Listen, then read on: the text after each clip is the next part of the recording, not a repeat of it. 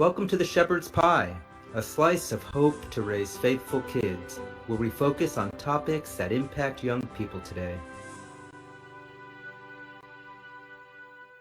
I'm Antony Barone Kolenc. I'm a father of 5 who served in the Air Force for 21 years. I'm now a law professor and a columnist for Practical Homeschooling magazine. I'm also the author of The Harwood Mysteries, an inspirational medieval fiction series for kids aged 10 and up. Here on the Shepherd's Pie, we want to inform, inspire, and help you to raise happy, healthy, faithful kids, whether you're a parent, a teacher, an aunt or uncle, anyone. In today's episode, we'll be looking at how teaching kids to write fiction can help lead them to both emotional and academic success. My guest today is M.L. Tarpley. She's an author and a writing teacher who has written a series of middle grade novels that not only takes children across the ocean to the United Kingdom, but also inspires and instructs them on how to write a fiction novel. In the entertainment review segment of the show, I'll be reviewing the middle grade novel Crusader King by Susan Peake.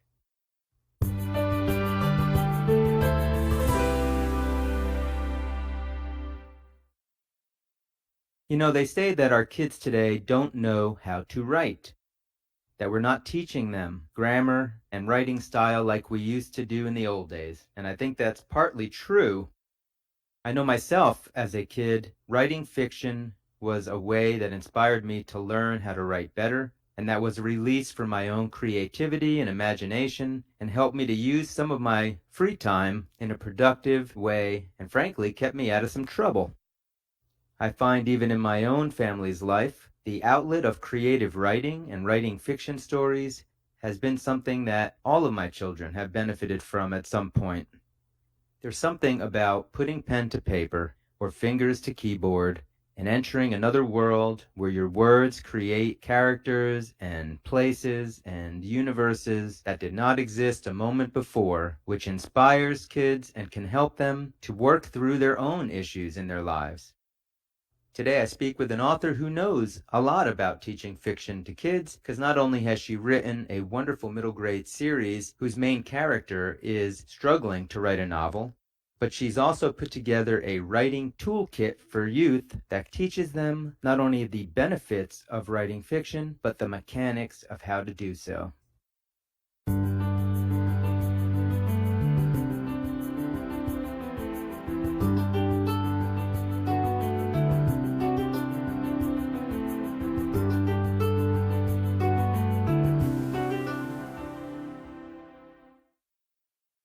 Today I am with M.L. Tarpley, who's a Christian author, an award-winning journalist, and a world traveler. She's traveled to over a dozen countries, which is perfect because she's the author of the Tales of a Travel Girl series, which includes the books Maylie and the Maze, Maylie's Luck of the Irish, and Maylie of the Highlands. She's also written Young Writer's Kit, which is a nonfiction book that teaches kids to write fiction. She lives with her husband and her son in Louisiana. Her name is Morgan. So Morgan, welcome to the show. Thanks so much, Tony. I'm excited to be here with you today. I am so thrilled to see another Anglophile who loves to travel around the UK and write all about the adventures through the eyes of a young person. But your young person, Maylie, is a contemporary, present-day young person, right? Yeah, it's a little different from your series, right? Yeah, I've got my characters are all in 12th century England. A bit of difference, but still some of the same struggles, I think, are probably some of the same.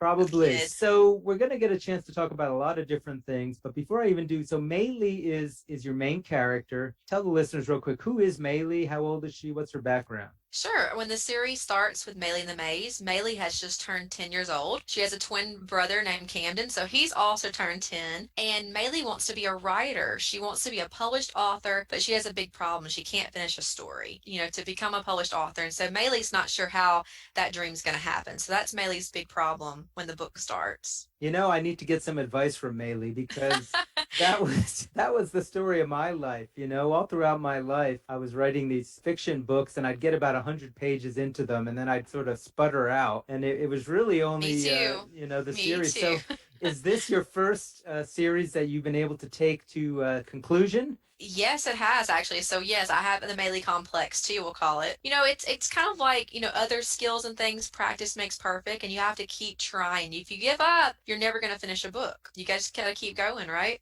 I agree. I stalled right now in the middle of book five. I've taken about a month off, and I need to get back to the drawing board on that again because otherwise, I know what happens. Probably what happened to Melee is you just lose your momentum. That's really what fascinates me about what you're doing here, not just with the Melee series, but with your young writers kit, because you really are focusing on teaching kids to write fiction. So I definitely want to talk all about that. But before we get there, tell me, Melee travels around a lot. Why did you decide to make your series one about traveling kids? Well, you always hear the write what you know, and I know travel. Ever since I was a kid, even younger than Maylee, I always wanted to travel the world, and I feel like that's something that God put in me because I'm from a really small lake community in rural Louisiana. So there was no one around me that was going around the world and studying languages and all this, and that was just something that I just know that God had born in me because I loved maps and globes and studying languages, and I wanted to travel to Egypt and Europe and all these places, and there was nobody that was like, oh yeah, I've been there, let me tell you about it. So it was just something I know that God put there, and he grew it from books, and he gave me a lot of opportunities to work in mission work and travel with friends around the world, and I know all those experiences were going to come into my writing at some point, and I've really funneled them through Melee and had a lot of fun just kind of taking my experiences in these countries and putting them through Melee's eyes. And now I know I had a chance to read Melee in the Maze, which was just such a lot of fun because it takes place in England and mostly around London, it seems. And I know your Melee's Luck of the Irish takes her to Dublin and other places in Ireland, and now you've got her going to Scotland. So I'm getting the vibe that you definitely traveled around the UK a lot. What was your experiences that brought you to the UK?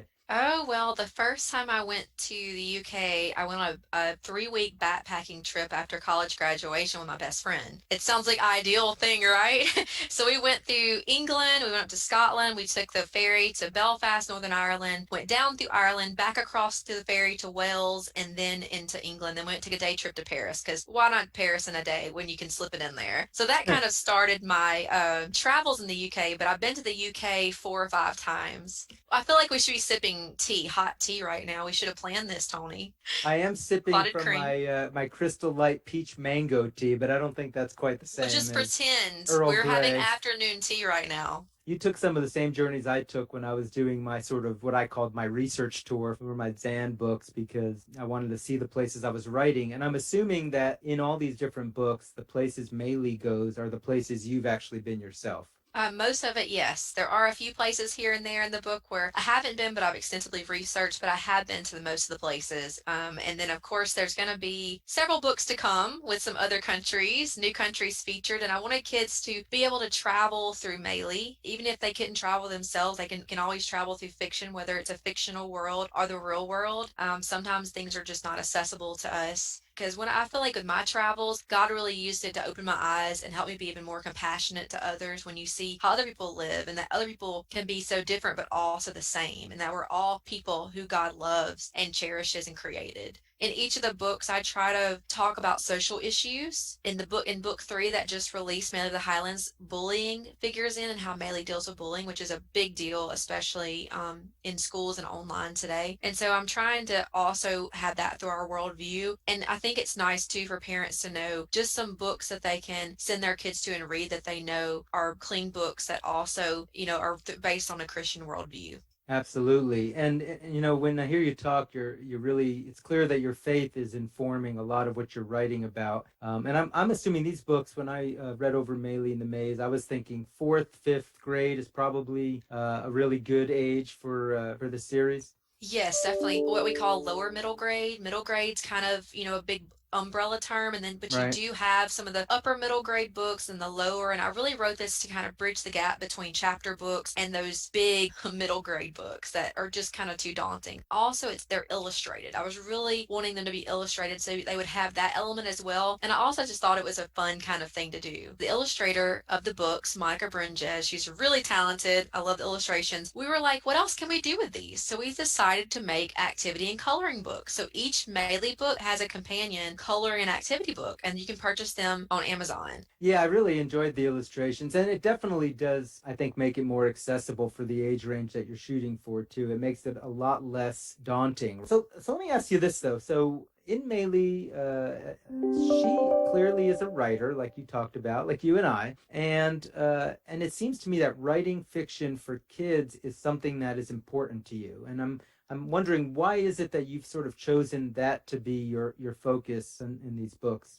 Ever since I was a kid, before I could even really write, I was making up stories. I was making up plays and little things and reciting things that I made up. And it was just such a part of the creative part of me that God created. And that's where it's always been. I've always thought imaginatively. And I think, with writers, when we have things, especially difficult situations and things as kids we don't understand and we go through tough times, writing can be an outlet for us, whether it's writing nonfiction like a diary or a journal, which I had those as a child, but also fiction stories. And it's almost like you can kind of deal with your feelings and what you're doing and process it through the characters you're writing. So a lot of times I remember when I was a kid, when I was moving for the first time to a big place, I wrote about a kid moving. So I think a lot of times kids can use writing fiction as a way to like their life issues and things from internal to external, but in a safe way because it's not them, it's another character.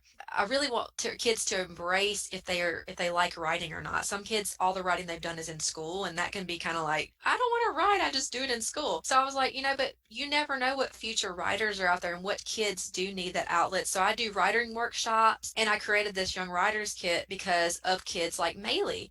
And you mentioned when you were writing Meili in the Maze, at the same time, it looks like you released this young writer's kit. So I get the impression that there was some sort of a connection between those two. Could you elaborate on that a little bit? Well, when I was writing Maylee in the Maze, I was planning for an October release. And when I was writing about Maylee and wanting and learning about writing, and she goes to a writing class and she starts really figuring out what it looks for her to be a writer and finding her writing voice. I was like, what if a kid asked me, how do I write like Maylee? How do I learn to do this? And so that's why I wrote Young Writers Kit, and just as a resource, I really simplified the writing process, that even adults that pick up the Young Writers Kit could look at it and kind of get the skeleton of how to structure a story for fiction. So important. I know even as an adult writer, what finally got me over the hump, I think, was when I was joining a writers guild and starting to network with other authors and mentoring me. And I mean, there really is a process and a way to write fiction. And obviously, as a lawyer, I was writing a lot of nonfiction, and but I really wanted to engage with fiction, and it is different. So it's important, I think, for kids to see that there's a process. What is in this young writers kit exactly? Well, it breaks down the essentials of writing. What is a character? What is setting and plot? And the questions you ask yourself. I'm a journalist. Questions come naturally, but if you're a writer, questions have to come naturally with a story because we always say, what if? But then you have to start asking, well, who are my characters? And what is the setting? And what is the plot? And what's the problem? Because we know there's got to be a problem. There's got to be something that we can worry about with the reader and what's going to happen. And so it walks kids through building a story idea and strengthening it until it actually turns into a story for them. There's also in the back of it, there's a bunch of writing prompts too, because practice makes perfect. Maybe they have a little bit of an idea of what they want to write, but they don't know how to really start. And that's where Maylee is too. In the beginning of Maylee in the Maze, she has an idea, but she's got to bring it to a full story. When I was 12, I wrote an ongoing novel with my friend, and it was like 30 chapters and like a million pages. And we never finished it, but it was a good process. It was a good writing process to write, my first novel when I was 12. So One of my daughters has been doing that for years. She basically has like a text buddy, and they just basically write an ongoing story via text back and forth. And they'll do that for like hours and weeks. It's like an that's ongoing soap awesome. opera in there. And of course, they're never going to like turn it into a story, but just the act of writing itself, there's obviously some benefit. And I guess that's what I wanted to ask you too. Do you find that by teaching young people to be able to go through this process, what is it that we're teaching them? Are we teaching them something that will help them with their lives, with their faith, with how to cope with the world? I think it's a lot of things because just on a basic skill level, writing is involved in every job. Whether you're writing as your main part of your profession, you're going to be writing something and being able to communicate professionally. But on a a deeper level spiritually, I feel like writing, whether it's just a gratitude journal, those can be really good for everybody. Just to take 5 minutes a day and write about what God's shown you that day or what you're grateful for. That can, on a very minor level, can just really help your emotional health, your spiritual health, and mental. But then writing itself, like writing fiction, it really helps you, escape, your situation. But like I said before, you're actually sometimes processing what you're thinking through your characters. A lot of writers I've talked to have thought about that. They didn't see maybe themselves in a character, and then one of their best friends read their book or was their beta reader, and they were like, she's like you in this, or he's like you in this, and you're like, I didn't write myself in that, did I? I can't help but think when I'm writing some of my characters too, you know what? I'm basically all the characters. In some way, Yes. there's a part of me in each of the characters that I put there. And I guess that's what you're saying about kids. If they're writing, they are sort of processing who they are. And I guess they're even exploring what they want to do with their Hmm. lives. And they can do it through these characters. Have you found that by teaching kids in these writing workshops that you're getting feedback from them? Or can you see that they are getting some benefit by going through the process? Yes, I definitely can. And it's so interesting. I try to keep the groups to be kind of small, at least about 15 to 20 kids, so I can really kind of one-on-one ask them questions about their story idea and help them kind of encourage them. And I think and it was funny, like one group that I did this summer, it was so different. We talked about things we wanted to be when we grew up. So a lot of them said, two of them said they want to be a veterinarian. Well, their stories involved animals. Well, then another kid wants to be like a scientist or astronaut. Well, his story involves space and science and stuff. And so it was so neat. And then another kid wants to be an artist. So he said, can I do like pictures? And I was like, yeah, a graphic novel. Yeah, and then when you're writing too, you wind up writing with images. So let's say you are a homeschooling mom and you're thinking, "Gosh, this sounds great. I would love to be able to get my kid or grandkid to write." Do you have advice for those people? How do they get them to recognize the benefits and be interested in writing even? Well, and with my writing workshops, we all start everybody has a copy of Young Writers Kit. So we start with just talking about, first we talk about what they like. And as a parent or grandparent, you already kind of know what the interests are. So you kind of know what angle they're probably going to approach it from. If they like animals, and if they may do an animal rescue, or their characters may be animals. So you kind of want to play to their strengths. And even the most reluctant writer, like my nephew, I would never say he was a writer. And he just told me last week that he has my Young Writers Kit and he's been reading mainly in the maze and stuff, and he really wants to start writing, and he's actually likes to write, and I was kind of shocked about that. But he loves sports, and so he's writing like things about sports and things. But and so it doesn't really matter what your subject matter is. You need to kind of get to the heart of what they're liking, and if you can just get that spark, I call it the spark of the imagination. If you can get that spark of imagination going, whatever it is that they like, they can write about it. And I have silly writing prompts in the back, so you can just pick a writing prompt and say, okay, for homeschooling today, for creative writing, we're going to do a little 15-minute writing prompt. And some of them are really silly, like write about a blue monster that goes to the dentist or something. They start going, let me think about this.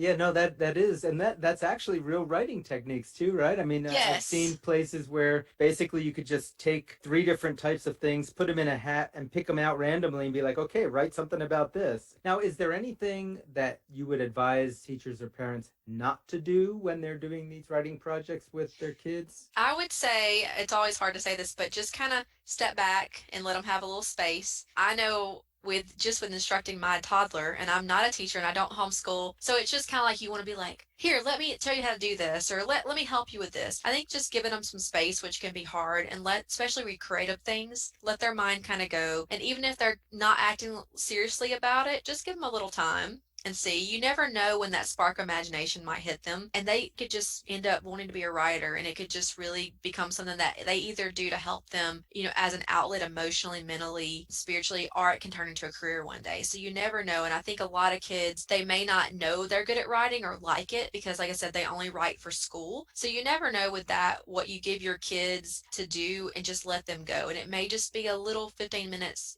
outside of their structured English curriculum that you have. Wow, that's great. Now, you've talked several times about spiritually, and I'm wondering, as we're getting close to the end here, are you able to bring any of those spiritual lessons into any of your Melee books? And if so, how do you do that? Well, one thing about the Maley books, I don't have any terminology that you'll see when you read them, any Christian terminology, but I do uphold our morals, values, and our worldview from a Christian's perspective.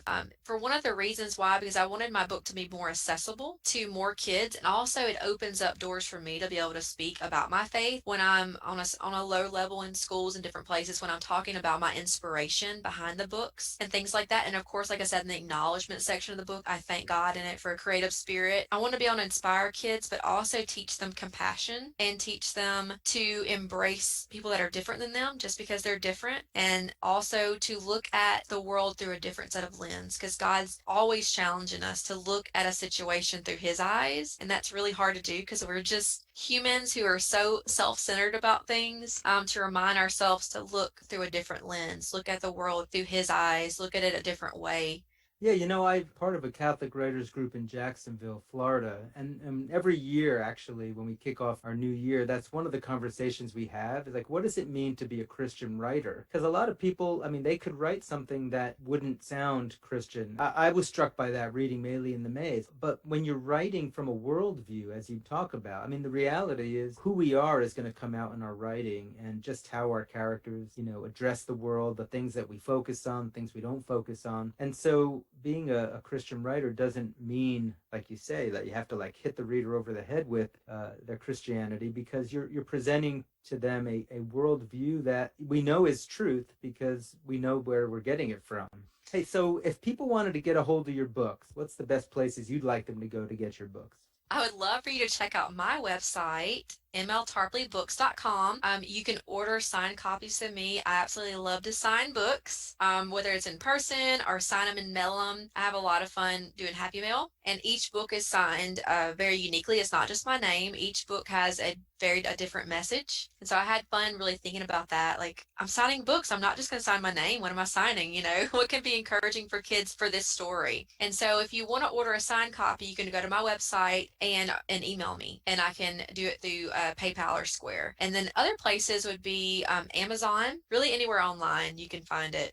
And it sounds like you give these writing workshops. Is that only local to Louisiana, or if there was a homeschool group or someplace that wanted to bring you in, how would they do that? Yeah, I have not done a virtual one yet, but that I am open to that, and I can teach virtually as well. I do local. Also, my website, you can see where it says speaking. I do like library visits, school visits, virtual visits with Q&As and stuff, and I teach the writing workshop. So if you want more information, please check out my speaking page. I'm open to talking to homeschool group. I have a homeschool group that I'll be doing an author book club Q&A and everything in person, hopefully this spring. Wonderful. And I will have a link to your website, my website, when I post this podcast also. All right. Well, Morgan, it has been wonderful talking with you. I wish we had another hour and we could talk more about the UK, but it's been a pleasure having you on the show today. Thank you for being here. Thank you so much. I wish we could just go on for another hour about the UK.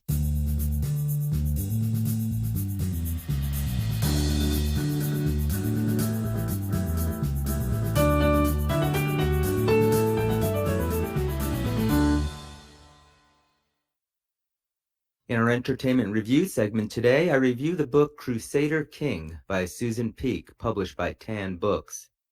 The book's a great read, especially for middle schoolers and high schoolers. It's loosely based on the last days of the historical Kingdom of Jerusalem in the 12th century, which led to the Third Crusade a few years later, and it tells the story of the leper king, Baldwin IV, who took the throne at only 13 years old and reigned for several years as his leprosy continued to ravage his body until his death.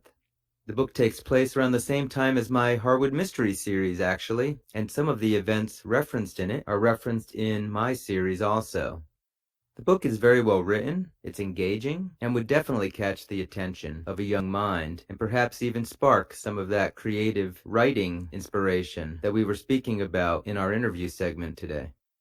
The story is mostly about how a teenage boy deals with his horrendous disease while having to rule a kingdom that is in its final days. Historically, the Muslim military leader and sultan Salah al-Din, otherwise known as Saladin in the West, is on the verge of retaking the Holy Land for the Muslims.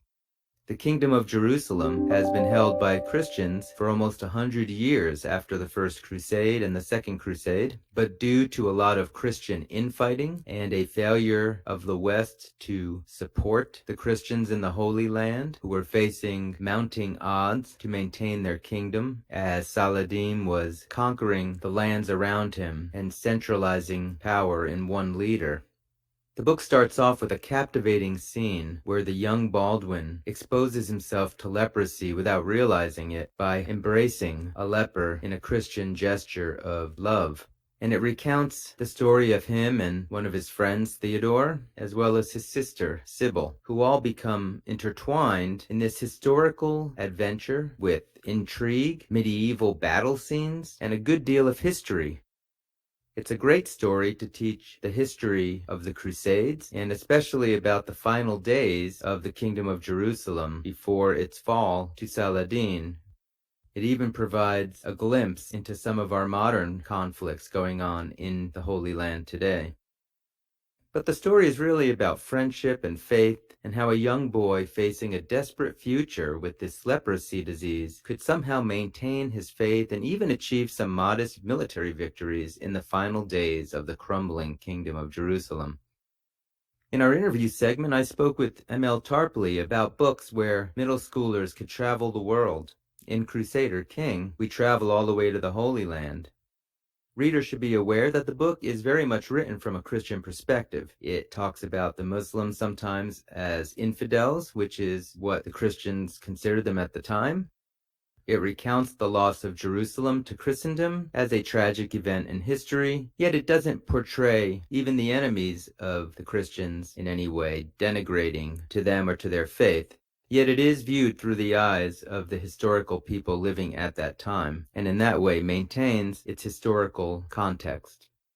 For parents looking for a great book with a great storyline, history, adventure, and real heart, they can't go wrong with Crusader King by Susan Peake.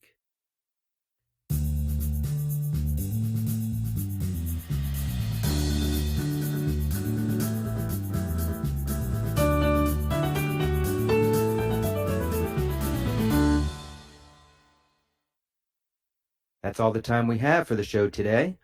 We spoke with M.L. Tarpley, whose middle grade series and whose writing toolkit for youth teaches them the mechanics of writing fiction and helps them through the process. And in the entertainment review segment of the show, I reviewed Susan Peake's novel for teens and tweens, Crusader King. Again, this is Antony Barone Kolenc, and this has been The Shepherd's Pie. If any of you listening today have a question for me or a topic you'd like to have us cover on the show, please drop me a line on my website at antonykolenc.com. That's AntonyKolenc.com. Also, if you visit my website, you can learn more about my historical fiction series for kids, The Harwood Mysteries. I'll end as always with my wife's favorite scripture quote from Romans 8:28. We know that all things work for good for those who love God, who are called according to his purpose. May the Lord bless and keep you.